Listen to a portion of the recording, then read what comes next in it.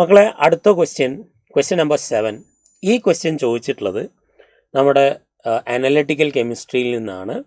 So വളരെ important ആയിട്ടുള്ള question ആണ്. നിങ്ങൾ അനലിറ്റിക്കൽ കെമിസ്ട്രി കൂടുതൽ ഇമ്പോർട്ടൻസ് കൊടുക്കണം എന്നുള്ളത് ഈ കഴിഞ്ഞ JEE മെയിൻ സെഷനിലൂടെ നമുക്ക് കാര്യങ്ങൾ മനസ്സിലായിട്ടുണ്ട്. ഒരുപാട് ക്വസ്റ്റ്യൻസ് നമ്മുടെ DNF ബ്ലോക്കിൽ നിന്നും GOCയിൽ നിന്നും അനലിറ്റിക്കൽ കെമിസ്ട്രി എന്നൊക്കെ ചോദിച്ചിട്ടുണ്ട്.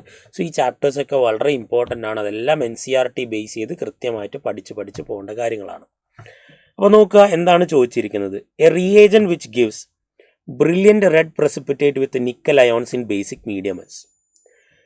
അപ്പം ബേസിക് മീഡിയം നിക്കൽ അയോൺസിനെ പ്രസിപ്പിറ്റേറ്റ് ചെയ്യാൻ വേണ്ടി നമ്മൾ ഉപയോഗിക്കുന്ന കോമ്പൗണ്ട് ഏതാണ്? ആ കോമ്പൗണ്ട് യൂസ് ചെയ്ത് കഴിഞ്ഞാൽ നമുക്കൊരു ബ്രില്യൻ്റ് ആയിട്ടുള്ള ഒരു റെഡ് പ്രസിപ്പിറ്റേറ്റ് കിട്ടും എന്നുള്ളതാണ് പറഞ്ഞിരിക്കുന്നത്.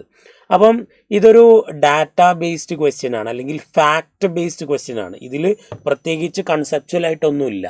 നിക്കലിനെ എങ്ങനെയാണ് നിക്കൽ കാറ്റയോണിനെ ടെസ്റ്റ് ചെയ്യുന്നത്, അവിടെ നമ്മൾ എന്ത് സൊല്യൂഷനാണ് യൂസ് ചെയ്യുന്നത് എന്ന് കൃത്യമായിട്ട് ഒരു കുട്ടി അറിഞ്ഞിരിക്കണം.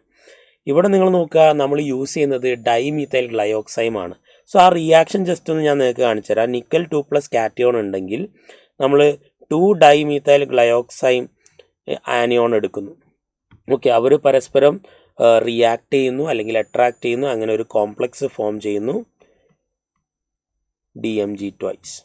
ഓക്കെ, ഈ കോംപ്ലക്സ് ഒരു റോസി റെഡ് കളറാണ് എന്ന്, അല്ലെങ്കിൽ ബ്രൈറ്റ് റെഡ് പ്രസിപ്പിറ്റേറ്റ് ആണ് എന്നൊക്കെ നമ്മൾ ക്ലാസ്സിൽ കൃത്യമായിട്ട് പഠിച്ചു വെച്ചിട്ടുണ്ട്.